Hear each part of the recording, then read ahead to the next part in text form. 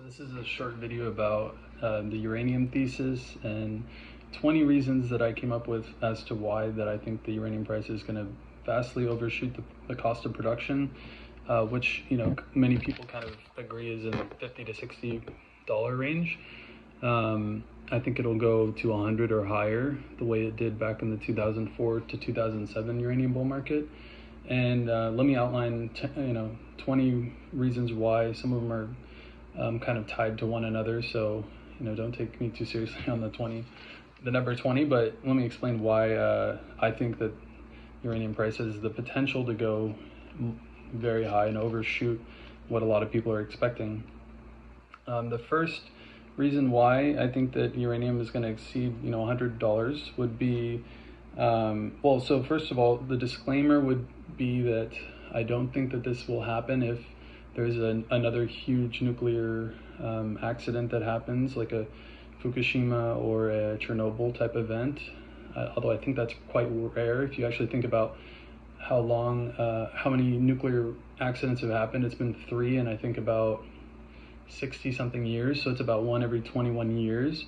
And the security of the reactors is only gotten better in time, and so the one reactor, the Chernobyl, that actually did cause a major issue and had a really unhealthy amounts of radiation, that was due to them not even having a containment center around the reactor itself, which is just not common practice anymore. So but aside from that, or some sort of stock market crash that just wipes out all capital that would have normally gone into this investment thesis, I think that it's quite high likelihood that we're going to see this. So for the first reason, I think that human nature is kind of to blame for this. The fuel buyers, which are the people that work at the nuclear reactors, which are the utilities, they kind of exhibit the same behaviors and as they did back in the 2004 to 2007 bull market, which is that they are what we would call complacent. They're not securing long-term contracts to have fuel for their reactors, even though the price is quite low right now. It's below the cost of production, yet they feel no urgency to secure these contracts because they've been consistently able to buy pounds in the spot market for the past since 2011. There's been an oversupply due to a lot of reactors coming off from the Japanese reactors being taken offline and other parts of the world as well. So there's been an overabundance of supply, and that's been getting eaten away at in the spot market. But they haven't felt the need to really secure pounds via long-term contracting for that reason. And so kind of like this recency bias, I've always been able to get the pounds when I need them. It's always been there in the market, so why do I need to worry about it right now? Why do I need to stress out about it and pay more than, why do I need to pay $50, $60 a pound in a long-term contract when I can keep going and buying it for $30, $35, $32, $33? So that's kind of the logic I think that's going on there. And people don't realize that the fuel buyers themselves, they really don't think about this stuff all that much. I mean, it's a small part of their job. They have a lot of other things they work on all the time.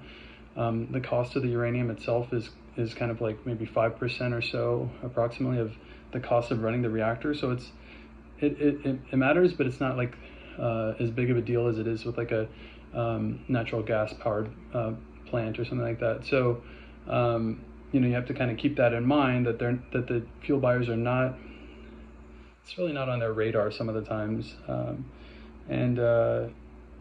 The other second reason would be that governments are kind of under increased pressure to reduce their carbon emissions.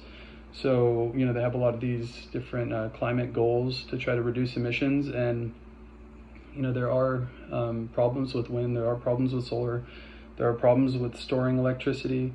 Hydroelectric or geothermal, these are great options if they're available, but they're not always available. And so for baseload 24/7 reliable clean energy, it's really just nuclear right now. That's kind of like the only show in town. So For that reason, I think there's been a lot of people that previously were anti-nuclear that are kind of realizing, hey, this is actually our best bet, and if we want to actually achieve our climate goals. So, governments are going to be, more likely to, prevent reactor shutdowns and to start new reactors and things like that. So this whole focus on climate change, ESG investing, this is going to factor into this whole thesis. Number 3 would be really that you really need much higher prices than what we're currently at in this uranium spot market, and in order to actually incentivize people to bring in capital into the exploration, into development, in order to satisfy the demand that's already out there.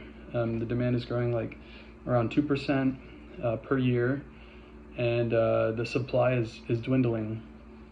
It's not going to be able to satisfy the demand. We're already in a deficit as it is, and it's